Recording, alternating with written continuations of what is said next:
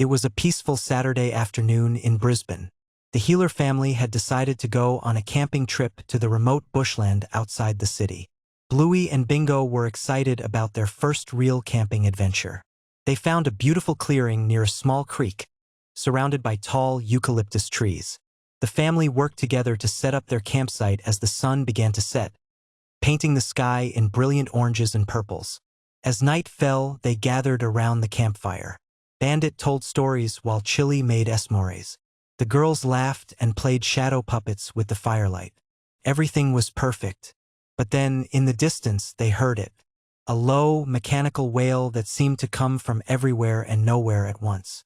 It started as a distant hum, like an old air raid siren, but gradually grew louder and more distorted. Through the trees, they caught glimpses of something impossible. A towering figure, at least 40 feet tall, moving between the trees with unnatural grace.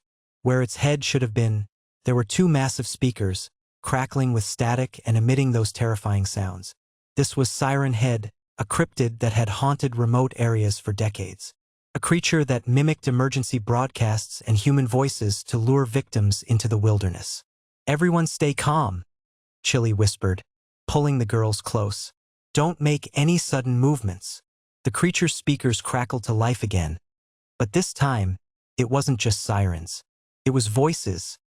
Distorted, broken voices that seemed to be calling for help. "Help us. Please. We're lost," came the garbled transmission. For hours, they waited in terrified silence as Siren Head stalked through the forest around their campsite. Sometimes it would play emergency broadcasts, sometimes children's voices, sometimes just that haunting siren wail. But as dawn began to break, something changed. The creature's sounds became less aggressive, more lonely. The sirens turned into something that almost sounded like crying. Bluey, with her incredible empathy, began to understand. I think it's lonely," she whispered to her family. Slowly, carefully, she stepped out from behind the tent. "Hello," she called softly to the towering creature. Siren Head's speakers crackled and went silent. For the first time, the forest was completely quiet. Then, from the speakers, came a sound none of them expected, a gentle, almost musical tone. Not threatening, not trying to trick them, just communication. Bluey smiled and began to play a simple clapping game, the kind she and Bingo played all the time. To everyone's amazement, Siren Head began to mimic the rhythm with its speakers, creating a strange but beautiful musical conversation. The family realized that Siren Head wasn't evil. It was just trying to communicate the only way it knew how.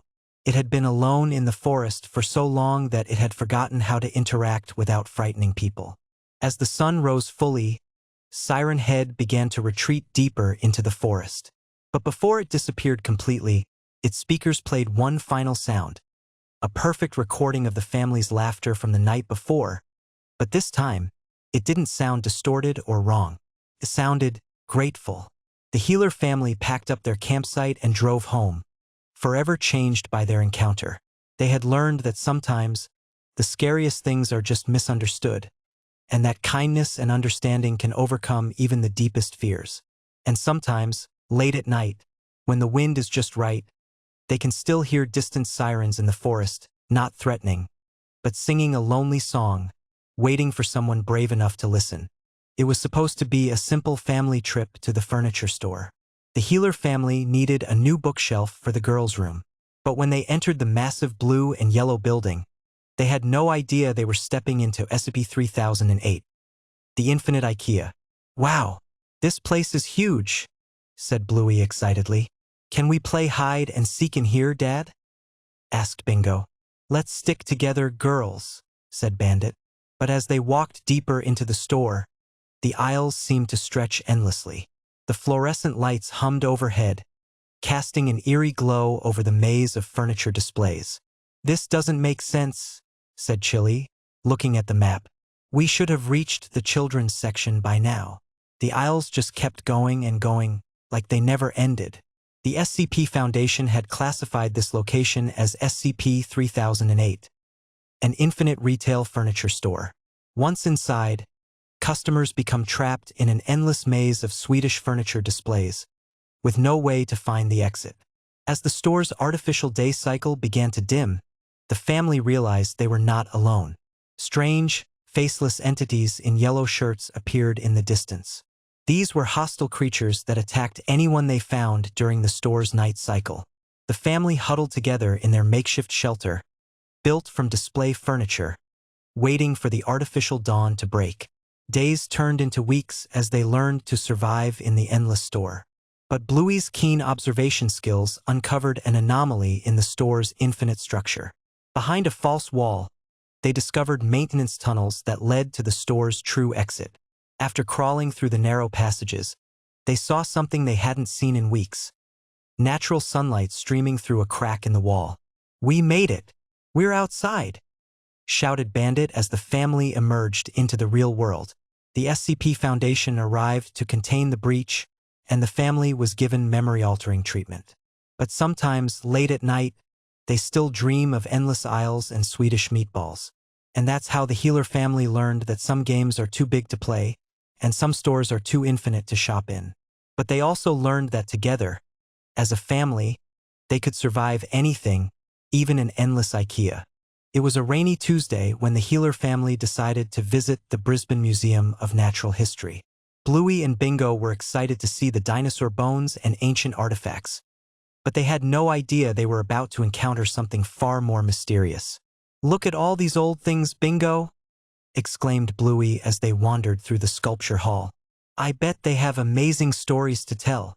In the corner of the hall stood an unusual concrete sculpture rough, humanoid in shape, with rebar reinforcement visible through cracks in its surface. A small placard read, "Unknown Origin, donated anonymously." The sculpture seemed oddly out of place among the classical marble statues. "That one looks a bit scary," whispered Bingo, staying close to her sister. "Don't worry, it's just a statue," Bluey said confidently. But as they turned to look at other exhibits, they heard a strange scraping sound behind them. When they spun around, the concrete sculpture had moved.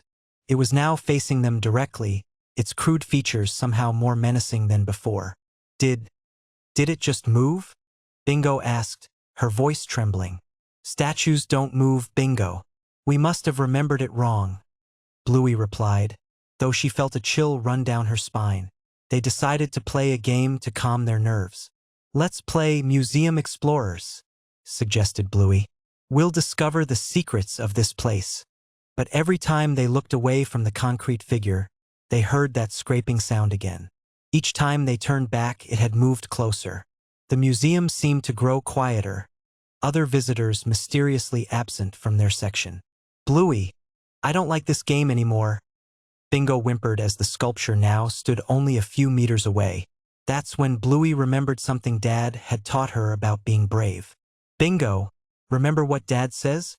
Sometimes the scariest thing." It was a perfectly ordinary Tuesday morning in the Healer household. Bluey and Bingo sat at the breakfast table when something strange happened. Their shadows on the wall began moving independently, waving and dancing while the family sat perfectly still. "Look at our shadows," Bingo whispered, pointing at the wall. The shadows seemed to be trying to communicate something, gesturing frantically toward the backyard. Following their mysterious shadows outside, the family discovered a small, forgotten stuffed dog toy hidden beneath the old tree. It was dirty and weathered, clearly lost for a long time. "The shadows were trying to help us find it," Bandit realized, picking up the little toy gently. "They were playing a helping game with us." Bluey's eyes lit up with understanding. "That was the best game ever. We helped the shadows, and they helped us find something that was lost." As the family cleaned the toy and gave it a new home, their shadows returned to normal. But sometimes, just sometimes, when the light hits just right, the Healer family's shadows give them a little wave, a reminder that even scary things can be friendly, and every shadow has a story to tell.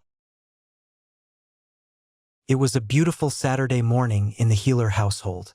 Bluey and Bingo were enjoying their breakfast when Dad brought something special from the garage. "Look what I found in Grandpa's old things," said Bandit, placing a mysterious music box on the kitchen table. The box was covered in strange symbols that seemed to shimmer in the morning light. Bluey's eyes sparkled with curiosity. "Can we open it, Dad?" she asked. Bandit nodded, but as Bluey wound the tiny key, something felt different. A hauntingly beautiful melody began to play. The tiny ballerina inside spun gracefully, but the tune seemed to echo through the house in ways that defied explanation. As the melody continued, strange things began to happen. Spoons stirred the air, cabinet doors swayed gently, and the morning light seemed to dim without any clouds in the sky. Bingo tugged at Mum's arm. "Something's not right," she whispered, but Bluey couldn't look away from the mesmerizing dance of the tiny figure. Throughout the house, objects began to move as if awakened by the ancient melody. Picture frames tilted, toys rolled across the floor, and the very walls seemed to hum along. The family gathered in the living room, staying close together. "Maybe we should close it," suggested Chilli, but the music box seemed to have a mind of its own. The melody grew more complex, more beautiful, and more mysterious. Musical notes seemed to dance in the air, creating patterns that told a story of long ago. Suddenly, Bluey understood. "It's not scary," she announced. "It's lonely. The music box has been waiting so long to share its song with a family who would listen." The Healer family sat together and truly listened to the melody. As they did, the mysterious effects became gentle and welcoming, like the house itself was dancing with joy. The music box had been crafted long ago by someone who poured their love into every note, every carving. It had been waiting for a family who would appreciate its magic. As understanding filled their hearts, the house settled into peaceful harmony. The music box had found its purpose again, bringing a family together through the power of music. Bluey gently closed the music box, but kept it on the kitchen table. "Some magic isn't meant to be hidden away," she said wisely. "It's meant to be shared." From that day forward, the mysterious music box became part of their family traditions. Every Saturday morning, they would wind it up and dance to its magical melody. Even Bingo, who had been frightened at first, learned to love